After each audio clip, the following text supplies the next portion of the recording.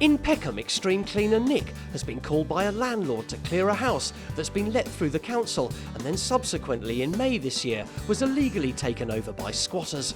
We've been called in to clean up after a lady's rented a property out through the council. I think they've got our dogs in there, so should be quite a bit of dog faeces, lots of mattresses just strewing around, general rubbish. We'll go and have a look. Let's look in this room first. What immediately confronts Nick is surely a landlord's worst fears. Occupants with no respect at all for the newly refurbished property they, and obviously their dogs, moved into. Yeah, this smells pretty bad. Kind of smells, got that dead body smell to it, to be fair. Dried dog faeces down there. You know, it's just really dirty. Got another room in here. Again, it's just sort of rubbish that they've collected and chucked around. Always find a Bible. Always. Don't know why. Wherever you go, in squats or anything, there's always a Bible. Which makes me think the people that live in here are trying to find an answer to the solution of life, but there is no answer. Apart from dog poo littering the wooden floors and a revolting sofa in the kitchen, the downstairs isn't too bad. But what horrors may be waiting for Nick as he climbs the stairs?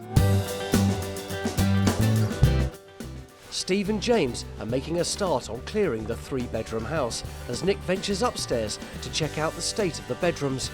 Okay, this is a bit more like it. This is generally the kind of thing you expect to find probably throughout a whole house. Even though this bedroom is typical of what Nick finds, it doesn't get any easier for him to understand the mentality of the squatters.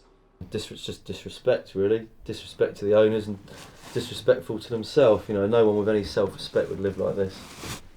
Again, whenever I drive past houses and I see sheets and curtains up in windows, I know exactly what's inside those places. If you can't be bothered to go to IKEA and buy a blind, this is the sort of thing you live in.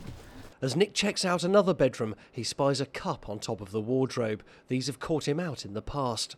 Often in these places you've got to be careful of cups with on them on top of wardrobes. You start moving a wardrobe and you can end up with someone's urine all over you.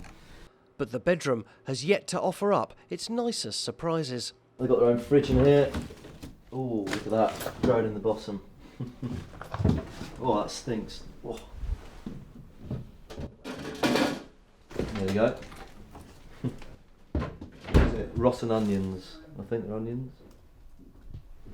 If it smells like that, can still make me gag slightly. It's just microwave. Oh, that's a beauty. Look at that.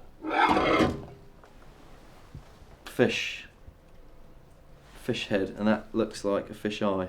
Now Nick's checked out the lie of the land, time to get a plan of action. The plan of action will be clear downstairs, got to try and get the boards off to get access to the back, and then clear upstairs. Then once all the rubbish is out, rip up the carpets, and then start cleaning.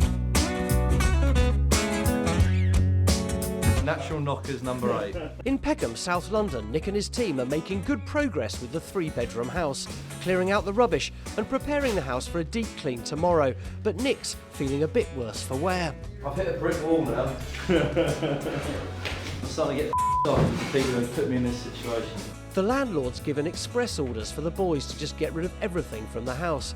But instead of disposing of it all in the truck, Steve's going to make the next-door neighbour's day. We're just delivering this fridge for that lady there. She's seen outside the property and wants it. So she can have it. Nick, on the other hand, is still in a grump with the squatters. Just people who obviously don't give a monkeys about how they live, quite frankly. How you'd want to live in this smell, I don't understand.